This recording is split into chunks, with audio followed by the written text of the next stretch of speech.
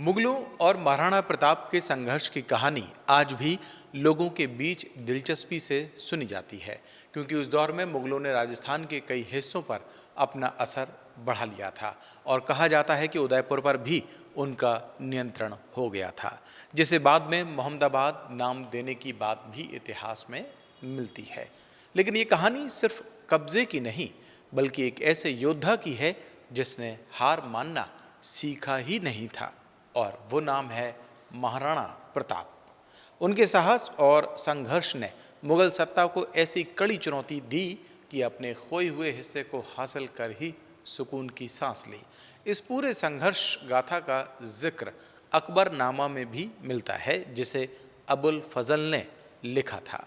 चलिए जानते हैं कैसे महाराणा प्रताप ने एक एक कर मुगलों से अपने खोए हुए इलाके वापस लिए और हल्दी घाटी की जंग का जवाब दिवेर के मैदान में ऐसा दिया कि जो आज भी इतिहास में दर्ज है।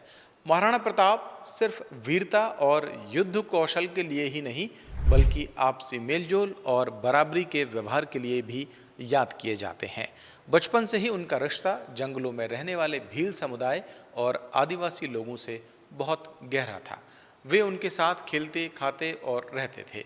यही वजह रही कि आगे चलकर उनके सैनिकों के साथ उनका रिश्ता सिर्फ एक राजा और सेना का नहीं रहा, बल्कि एक परिवार जैसा बन गया।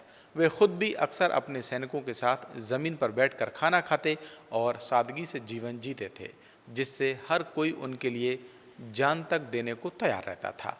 हल्दी घाटी युद्ध, जिसमें वीरतापूर्ण संघर्ष के बाद उन्हें पीछे हटना पड़ा था, उस प्रसंग के जिक्र के साथ पश्चिमी सोच के इतिहासकारों ने भले ही इतिश्री कर दी, लेकिन उसके आगे का सच दिवेर का युद्ध था, जहां उन्होंने फिर से मजबूती दिखाई और मुगलों से अपने राज्य के बड़े हिस्से को वापस हासिल कर लिया।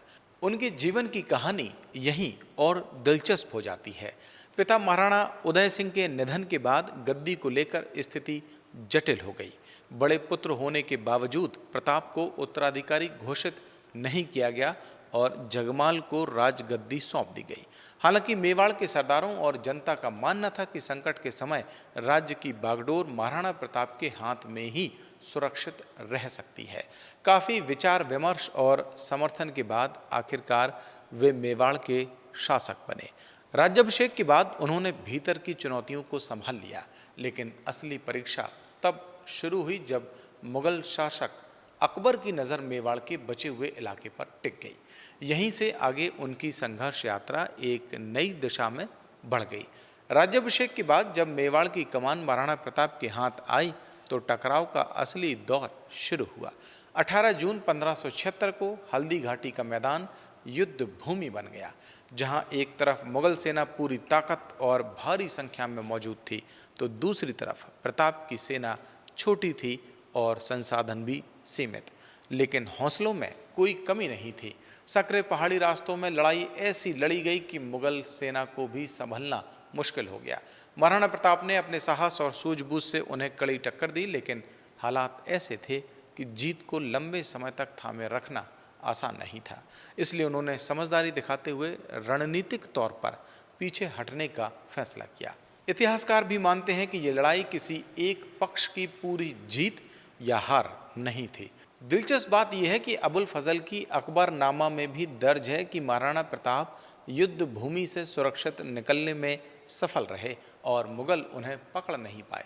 इसके बाद कहानी यहीं रुकती नहीं है। सेना फिर से संगठित हुई और महाराणा ने 1577 से मुगल चौकियों पर दबाव बनाना शुरू किया। जिस उदयपुर को मुगलों ने अपने कब्जे में लेकर मोहम्मदाबाद नाम दे दिया था, उसे फिर से अपने नियंत्रण में लेकर उसका पुराना गौरव वापस लौटाया गया। यहाँ तक कि मुगल शासक से जुड़े कई प्रतीकों और व्यवस्था को भी बदला गया और गोगुंदा जैसे इलाके फिर से उनके हाथ में आए। इस दौरान 1580-81 के आसपास जब अकबर बंगाल, बिहार और सीमावर्ती क्षेत्रों की परेशानियों में उलझ गया, तब मेवाड़ के लिए हालात बदलने लगे। इसी मौके का फायदा उठाकर महाराणा प्रताप ने अपने भरोसेमंद साथी भामा शाह और भील सहयोगियों के साथ मिलकर दिवेर अभियान की योजना बनाई। धीरे धीरे उन्होंने अपने खोए हुए अधिकांश 36 किलों पर फिर से कब्जा जमाया और चावड़ को नई राजधानी बनाया। इसके बाद सिर्फ युद्ध ही नहीं, बल्कि राज्य की व्यवस्था भी संभाली। खेतीबाड़ी को मजबूत किया, व्यापार को बढ़ावा दिया और प्रशासन को फिर से खड़ा किया। जब हालात धीरे धीरे प्रताप के पक्ष में बदलने लगे तो अगला बड़ा मोड़ आया दिवेर के मैदान में। ये सिर्फ एक किले या थाने की लड़ाई नहीं थी, बल्कि मेवाड़ की जीवन रेखा पर पकड़ बनाने जैसा कदम था। कहा जाता है कि यहीं से असली पलटवार की शुरुआत हुई। हालांकि इस अभियान की सही तारीख को लेकर इतिहासकारों में मतभेद है। कुछ इसे 1582 मानते हैं तो कुछ इसे 1583 की विजयदशमी से जोड़ते हैं। इस निर्णायक मौके पर महाराणा प्रताप ने अपनी सेना के साथ एक सुनियोजित हमला किया। रणनीति ऐसी थी कि मुगल बलों पर 3 दिशाओं से अचानक वार हुआ। इस तीखे संघर्ष में कई बड़े मुगल सेनापति जैसे शेरिमा खान और उज्बेक बहलोल खान समेत अनेक सैनिक मारे गए। हालात इतनी तेजी से बदले कि युद्ध का रूप एक तरफा होता चला गया और किसी तरह की बंदी बनाने की नौबत ही नहीं आई। दोपहर तक दिवेर थाने पर केसरिया ध्वज लहरा चुका था और उसी रात एक एक कर मेवाड़ के 32 मुगल थानों पर महाराणा प्रताप का नियंत्रण स्थापित हो गया। इसके साथ ही कुंभलगढ़ जैसे अहम किले भी फिर से उनके अधिकार में आ गए। इतिहासकार कर्नल जेम्स टॉड ने इस घटना की तुलना यूनान के मैराथन युद्ध से करते हुए कहा कि जैसे वहां विदेशी ताकतों की रीढ़ तोड़ी गई थी, वैसे ही यहाँ मुगल चौकियों की पकड़ कमजोर कर दी गई।